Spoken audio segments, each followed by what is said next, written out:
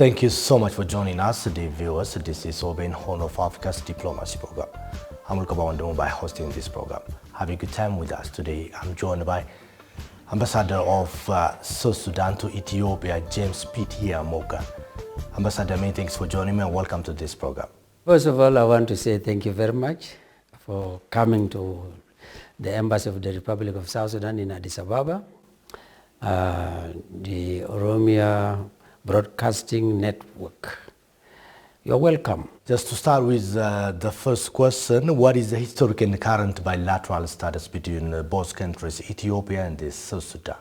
I'm so grateful that you ask about the history of our relationship between the two countries. Our relationship, I can say, dates back to a long time. But even though it was not documented, but I knew that long time ago, our people used to tell us about Abyssinia. They used to call Abyssinia, which was referring to Ethiopia. But it became so remarkable in 1972 when the emperor of Ethiopia came to the help of the people of South Sudan. When there was a civil war going on in South Sudan between South Sudanese or the Southern Sudanese and the Northern Sudanese.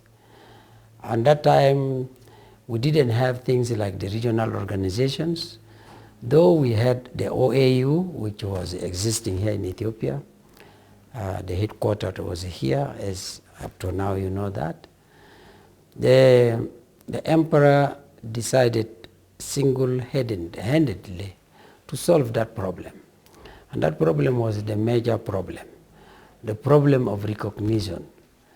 What was going on between Southern Sudanese and the Northern Sudanese was the clash of cultural clash, religious clash, and identity clash. So whatever was happening in the country, before even the independence of Sudan in 1955, the war already broke out when Sudan was still under the British rule. But the British did not recognize the differences that we had, or the British colonialists were driven maybe with some interest somewhere.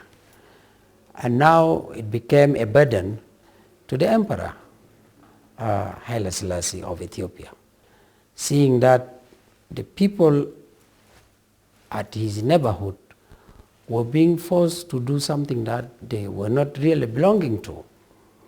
So he came in and called both sides here to Addis Ababa to find out what exactly was the cause of all this fight.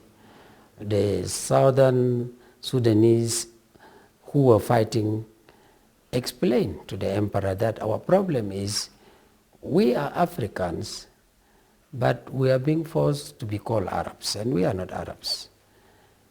We also are Christians, but we are also told to be we are Muslims. So Islam, like another religion, is a choice. I can be a Muslim, no problem, but I should not be forced.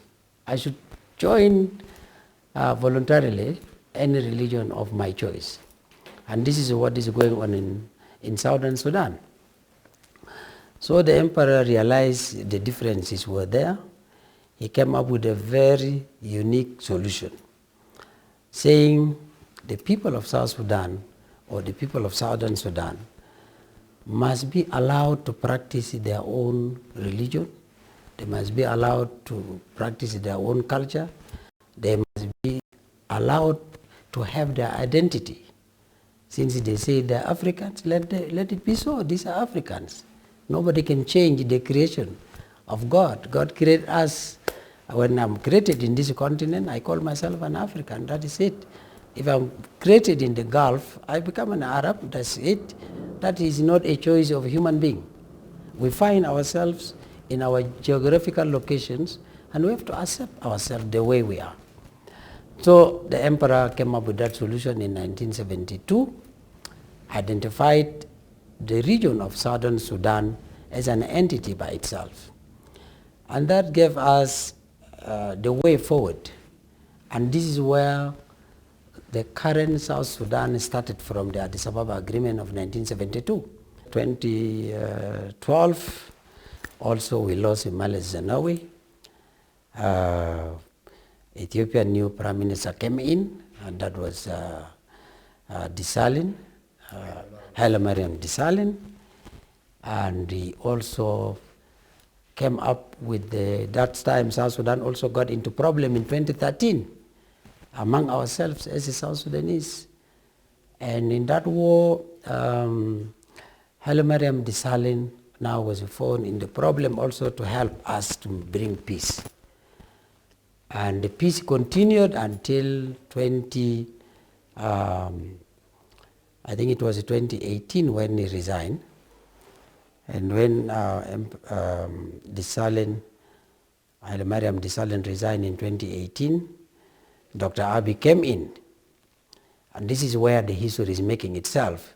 When Dr. Abiy came in, the situation was very complex. The troika was pulling South Sudan down. It was not allowing South Sudan even to make peace. It was very complicated. And Dr. Abiy came with a very good wisdom. Dr. Riek Machar was exiled to South Africa. And the war was going on in South Sudan. Dr. Abiy said, no, we cannot solve a problem when we are not able to put these people together. And good enough, that time I was already here in Addis Ababa. Dr. Abiy invited Dr. Riek Machar to come from South Africa to come to Addis Ababa. He invited my president, General Salva Kiir Mayardit, also to come from Juba to Addis Ababa. We met here in the palace. And Dr. Abiy did a very wonderful work by putting these two leaders together, telling them the people of South Sudan need peace. And we cannot, as neighbors, we cannot fold our hands and watch what is going on in South Sudan. We need you, two of you, to come together. Dr. Abiy did that. It was a night time. We were in the palace at night here in Addis Ababa until Abiy was able to bring these leaders together. The peace talks continued, though at the end it was referred to Khartoum for the final touches, but the main structures of the peace were done here. Khartoum only became a place for negotiations because the interference of the troika countries was too much here in Addis Ababa. So Abiy said, no, let these peace talks go to Khartoum. In Khartoum, the peace talks continued until the final days of signing. The people were called back here to Addis Ababa. On September 12, 2018, the comprehensive peace agreement was signed between South Sudan government and all the rebel groups that were fighting the government, including the group led by Dr. Riek himself, which was the main armed opposition group. And this happened because the government of Dr. Abiy told all the opposition groups that the only way forward here is peace. I will not accept any rebel group to use Ethiopian soil for attacking South Sudan. But I will be here only to chart the way forward for peace. So this is our history. Now the comprehensive peace agreement was signed here. The revitalized peace agreement was signed through the help of Dr. Abiy Ahmed, the Prime Minister of Federal Democratic Republic of Ethiopia. And we are implementing that agreement. Since 2018, we were having some other problems of logistics, putting the agreement together. 2020, we were hit by the COVID-19, and everything stalled. The training of the different rebel groups that were prepared to be unified into the national army was stopped by the COVID-19. But all the same, the most important thing is that the guns in South Sudan at least have fallen silent since 2018 up to today. So though there are some little things but there is no more any scale of war anymore in South Sudan. Well, Ambassador, how do you describe the role that Ethiopia played in the struggle that South Sudan made for its independence? Yeah, exactly. This is what I've said. From 1972 up to 2005, and we have never, in all the governments that have come and gone in Ethiopia, we didn't see any government of Ethiopia being absent in all this. As I told you, from Emperor 1972, Mengistu Haile Mariam from 1983 to 1991, Mele Zenawi from 1991 to 2012 when we lost him, and Haile Mariam Desalegn from 2012 up to 2018, and Dr. Abiy now from 2018 up to the day we are sitting here. We have never ever seen any leader of Ethiopia being absent in helping South Sudan. So you have seen this all. There is no leader here who has not participated in helping South Sudan. Some, like the military government, supported us militarily. The government of Mele Zenawi also militarily supported us, because at that time the war was going on still in South Sudan. Haile Mariam Desalegn supported us diplomatically, because he was trying to bring us together when the war in South Sudan broke out in 2013. And from that diplomatic support that Haile Desalegn, or Haile Mariam Desalegn, did, was taken over from Dr. Abiy from December 2018 up to today. Diplomatic support has never been absent, and where the military was required, it was also there. So we have never seen anything missing from Ethiopia. So we really highly appreciate the role of Ethiopia in all our marching from struggle to independence and to peace. To effectively integrate both countries, both in economically, socially, politically, as well as culturally. What efforts has been made by both countries? Yes, our integration here is all anchored into the regional integration. The regional integration is not only the two countries, but bilaterally we are also too close to Ethiopia. But the integration of the region that we are in, or the Horn of Africa in that name, or we call it IGAD region, is also one of the flagships of the African Union, which has called for the RECs, the regional economic communities, where we find ourselves in our IGAD region. It is imperative that our region need to integrate. It is a need for that, because this is what the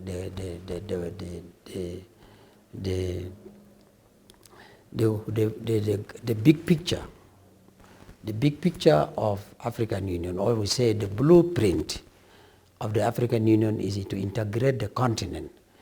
South Sudan and Ethiopia have to go ahead with whatever projects they have, such as roads. Recently, just last week, we had a delegation that came, and we had meetings here in Addis Ababa. We identified two roads. These two roads are aimed to connect Juba and Addis Ababa. One is aimed to connect Addis Ababa with the oil fields in South Sudan. We have gift of oil, so we don't need Ethiopia to buy oil from somewhere else. We can bring the pipeline from the oil fields up to the Ethiopian borders. We can make refinery at the border, which will be able to supply Ethiopia with the needs of the oil. On the other hand, Ethiopia now has also succeeded in its electricity. This one will make the two countries be able to develop very fast. If we can make the road highways that can connect Ethiopia to South Sudan, or in future we can make it by railway lines. If we can also, from Ethiopia, we proceed to Djibouti, good enough, there's already a highway between Addis Ababa and Djibouti. So the same highway will be the same highway from Djibouti, Addis Ababa, Juba. Then we are connected. Maybe from Djibouti to Eritrea, and from Eritrea to Sudan, from Sudan all the way to South Sudan. Then all these parts are also connected. Now here we have Somalia. Somalia, we have a highway going from here to Nairobi. Nairobi connect to Mogadishu, and then Nairobi, Uganda, and Uganda to South Sudan. Then we find ourselves, we are already connected. And these are the things that we need this region to be peaceful. Whenever there is peace in the region, our focus will be on development. And whenever there is peace in the region, we will focus into the projects that can be useful to our citizens. We give them free movement to work wherever they want to work, to stay wherever they want to stay, and we are ready for the 2063 African Union agenda. That is how it goes. Well, Ambassador, what should Ethiopia and South Sudan do to defend unnecessary interferences by the foreign countries, especially by the Western countries? That is the major issue. The major issue of interferences from the Western countries. We can stop them. We can stop them. We don't share borders with them, and they always come through a border, neighboring countries. If they want to punish South Sudan, they have to use Ethiopia in order to punish South Sudan. But if you reject them, they will not find a place here to use it, because what they use the neighboring countries, always, through sanctions. And recently, in the African Union summit that we ended in February here in Addis Ababa, South Sudan raised the issue of sanctioning African countries, that African countries should not be sanctioned by foreign countries. And that is the responsibility of the African Union to protect its member states. If the African Union does not protect its member states, then they are calling for the collapse of the Union. What is the use for us to come together? The purpose of our coming together as members of the African Union is to protect ourselves. We are protecting ourselves from such kinds of interferences, military interventions, like what we have seen last time in Libya. That was a foreign force coming to the African soil until they killed the leader. That is not fair. The African Union is quiet about it, and that was not good. We as Africans, we protect ourselves. That is why OAU was formed in 1963. But though the role of OAU by then was to liberate Africa, we did not liberate Africa in order again to allow Africa to be colonized. The role of OAU was successful. The emperor and his colleagues, who you can see on the streets of Addis Ababa, those pictures, the pictures of our founding fathers of the OAU, is telling us what they have done and what they have left for us. They left for us the forum, which is now we call African Union. The purpose was to liberate Africa, and they did. They succeeded. They succeeded to liberate Africa. But we now, it is our duty to make sure that we also protect Africa from these foreign interferences, creating chaos in the continent by supporting rebellion, by supporting opposition groups. We in African Union, the constitutive act of the African Union has made it very clear that the governments in African countries must only be changed constitutionally through elections. But these people who are interfering in our continent can even try to train and arm a certain group of people to take down the government which they feel is not working for their interests. And these are the things that need to be avoided. We need to protect, like when we integrate ourselves into, for example, we say we have now the regional integration here in the Horn of Africa. The borders of Ethiopia will no longer be the responsibility of Ethiopia alone. It will be the responsibility of the region. Any interference in any member state means the interference in all member states. This is how we can be strong. And we go on. After we finish our integration as a region, we move on, we integrate with other regions through the umbrella of the African Union, where this map will not be like this again. This map will not have these lines. It will just be plain African continent. So that this continent can now be able to protect itself. But this is not easy. It is not easy. We can say it, and it looks like it is easy, but it is very difficult. Because the colonialists, or the imperialists, or the colonizers have got so many tools to use against us. In the UN Security Council, recently,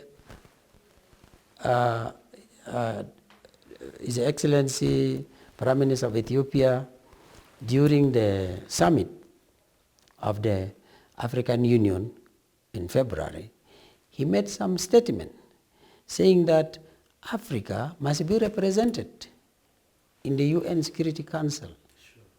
And not only that, many leaders like late Robert Mugabe of Zimbabwe, they had spoken the same thing, but nobody listens to us.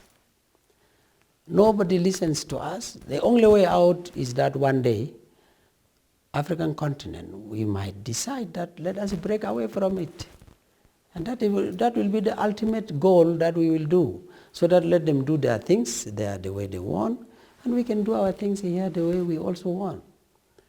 Because if somebody doesn't listen to you, that means they don't like you. So why do we want to impose ourselves to something that we don't belong to, or we are not being heard of, or we are not being considered as partners? So these are the things our leaders are calling. Prime Minister Abiy, in his statement, he called for the representation of this continent in the UN Security Council. And we are waiting. If nothing comes out, we will again call. And all the leaders supported the statement of Dr. Abiy that day. 55 member states of this continent supported the statement that Dr. Abiy raised. But if they are not going to heed to that call, then we might decide as a continent. And the solution, we will find the solution. Ensuring the security area from the border is very crucial to sustain peace and lasting relation between South Sudan and Ethiopia. And what both South Sudan and Ethiopia are currently doing along their border to secure their border from another attack? Our borders, there will be no another attack that will come from anywhere. Nobody will use our borders for attacking us. That will not be possible. Just rule it out. It will not happen. The only problem in the border is how we can maintain our citizens, like in the area of Gambela, where there had been some attacks by the local people who are cattle wrestlers, who come and abduct children, who come and take cattle from their own brothers on the other side of Ethiopia. That one, we don't take it easy. We take it serious.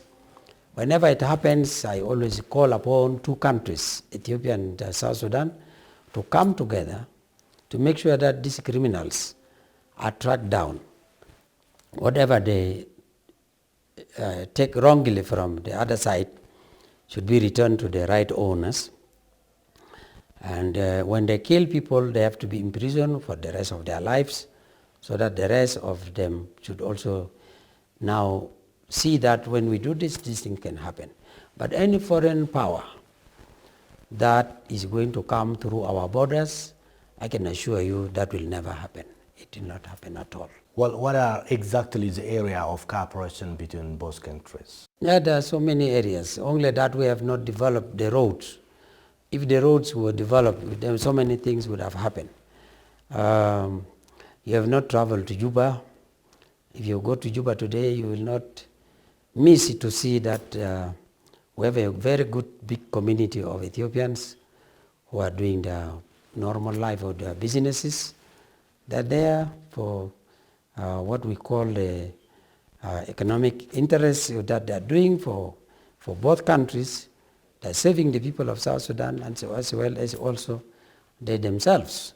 We have a very big Ethiopian commercial bank which is operating in South Sudan, supporting these small-scale business people. And these small-scale business people, we want them to be supported. You know, we don't have capitalists who can make big things like industries. So unless the governments, the two governments come together and come up with major projects, the projects that can bring the two people together to benefit from it. Otherwise, individuals are already there. They're doing what they're doing. And we appreciate that.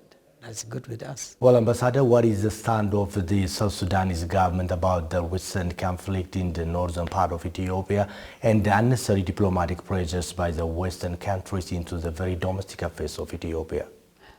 South Sudan was, I think, the first country in August of 2021 when my president, Salva Kiir Mayardit, came here for one-day visit. And the purpose of that visit was specifically to deliver a message of peace. When he said that Ethiopia is our home, is our second home, and when Ethiopia was having problems, we all feel it. So we didn't want anything of any kind to go on which can harm the development of Ethiopia, which is now, you can see, we don't like this development again to be bogged down with the issues that were taking place in the northern Ethiopia. My president did not stop there. Again, during the time of swearing in of Prime Minister Dr. Abiy Ahmed, after he successfully won the elections, I think every Ethiopian was aware of the statement that the President of South Sudan made in Meskel Square. He also called that this is our home, and we don't want anything to spoil this home. President of Kenya made also the same appeal that Ethiopia, being the womb, the mother of this continent, when the mother is in pain, all the children are in pain. She was referring to the whole Africa was in pain when Ethiopia was in pain. So in fact, the interferences that came from the Western countries, I told you, this is not only the first time that the Western countries are interfering in all issues of African people. And we always tell African Union, why do you allow the Western countries to interfere in the issues of Africa?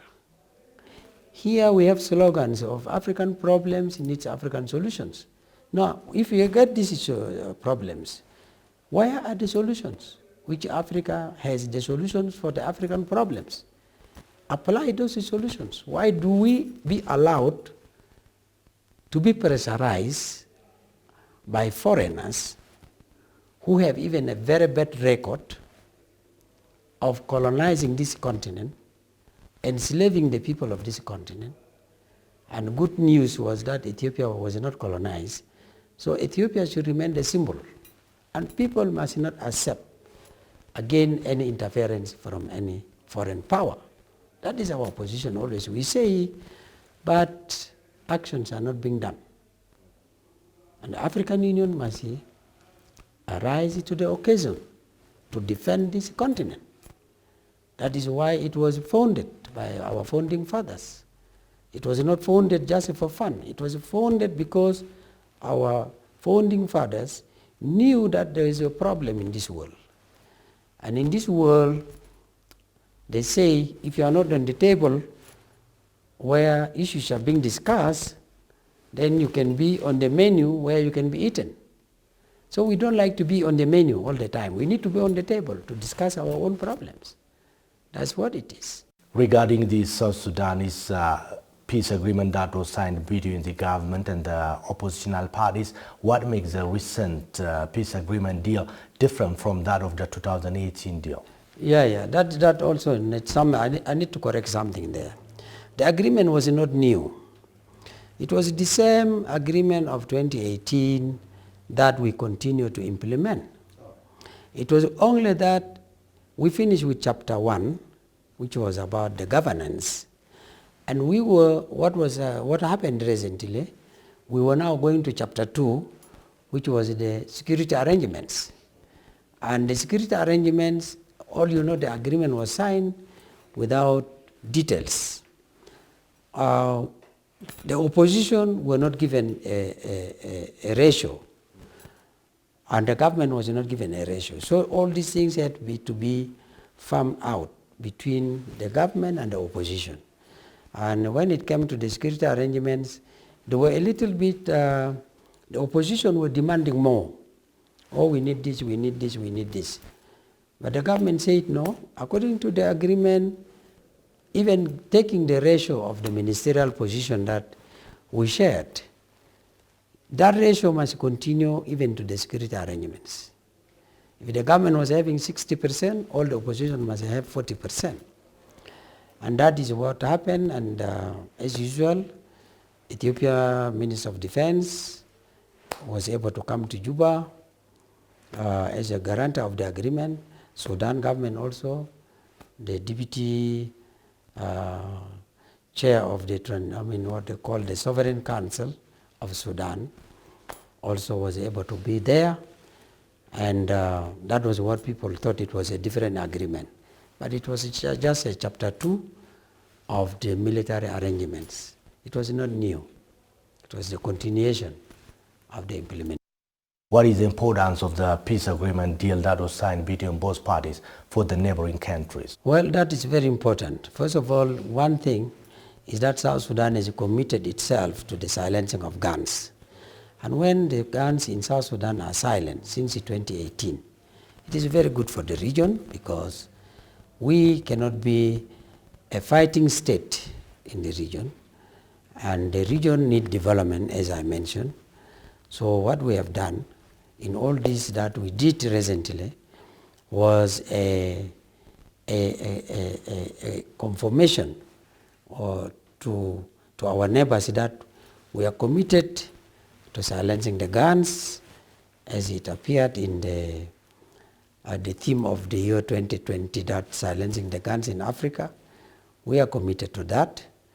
And also we want to make sure that South Sudan becomes completely a peaceful country in this region, so that our projects, like what I said before, the regional integration, free movement of the people, economic integration, which will move slowly to the political integration.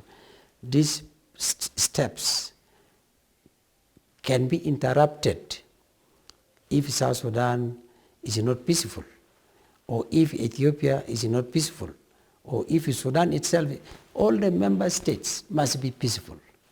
And that is what South Sudan is committing itself, to be peaceful, so that the region cannot have a burden of having South Sudan as a stumbling block to accomplish what the region is supposed to be accomplishing. Well, Ambassador James P.T.R. Morgan, thank you so much for your time. Thank you. Dear viewers, this will bring us to the end of this edition. I'm Al-Kabawandamo by hosting this program. Till the next edition, have a good time.